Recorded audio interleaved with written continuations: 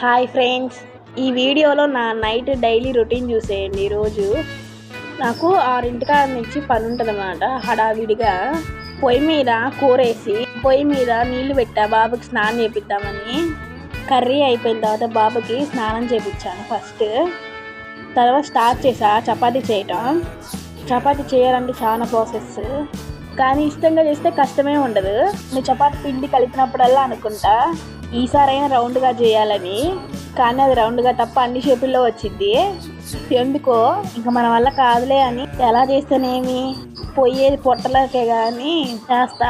ఒక పక్క చపాతీ చేయాలి, ఒక పక్క మా బాబుని కానీ చూసుకోవాలి. మీరు అనొచ్చు బావలేడా చూసుకోలేడా అని. మాకు 7ంటికి నీళ్ళు వస్తాయి, బావ నీళ్లు పడతా ఉంటాడు. సో అని నేనే చూసుకోవాలి. ఇంకా ఆయనకి తిరుగుతాయి అన్ని పడేస్తా ఉన్నాడు. ఏం పడేసుకుంటా నెత్తి మీద అని చూస్తున్నా. ఒక్కచోట కుదురుగానే కూర్చోడాడు.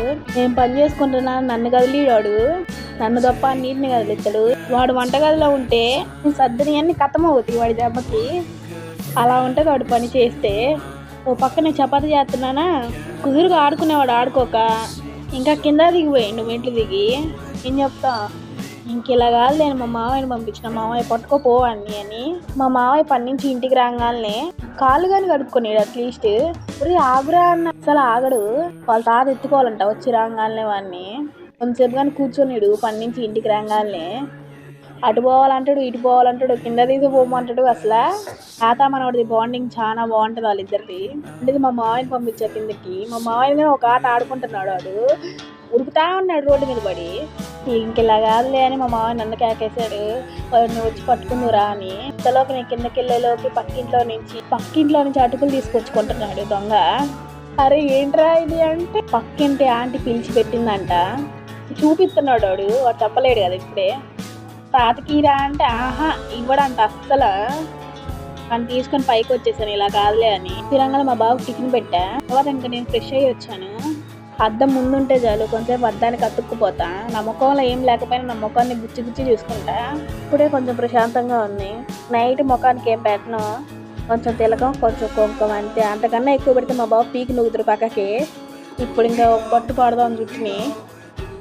ఇదంతా సులువుగా ఆరదనుకో, అయినా మనం వదులుతామా సరేదా దాని మీద దండయాత్ర చేతనే ఉంటా. తలకు పోసుకున్నాలే అమ్మాయ్యా అనుకుంటే ఈ జుట్టు ఆరలేదా ఒక బాధ. ఇంకా అసలు నా బాధలు పగవాడికి కానీ రాకూడదు. కట్ట కష్టాలు పడి మొత్తం పోయేదాకా కూర్చాను.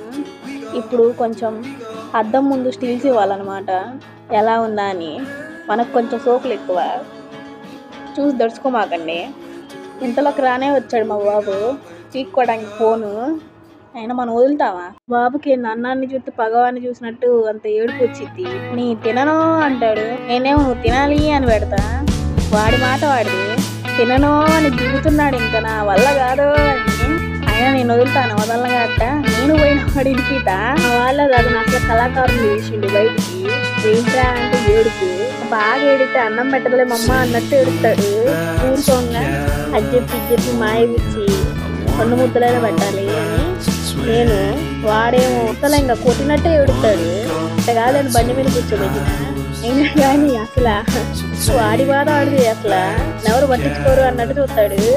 తినురా అంటే తిండు. మీ బాబు కానీ ఇంతేనా? ఇలా అయితే కామెంట్ సెక్షన్లో కామెంట్ చేయండి. వీటితో తిరగాలంటే కాళ్ళకి చక్రాలు పెట్టుకోవాలి. అలా తిరుగుతాడు, అలా పరిగెడతాడు. నువ్వు కొంచెం సైలెంట్గా ఉన్నాడు అని ఆ రోజు ఇంకా భూకంపమే. అలా చేస్తాడు కొంచెం సైలెంట్ ఉంటే. తర్వాత ఇంకా పరిస్థితుల్లో మీరే ఊహించుకోండి. ఇంక మళ్ళీ మొదలు పెట్టిండు ఏడుపు. ఇంక పోవాలని మళ్ళీ నేను పోతున్నాను ఉరుకుతూనే ఉంటాడు. తాత కోసం ఎత్తుకుంటాడు. మా తాత ఏడా అని. తాత స్నానానికి పోయినట్టు ఆహా అంటాడు. మా మామయ్య ఫ్రెష్ అయ్యి రాగానే ఇంకా టిఫిన్ పెట్టేసా.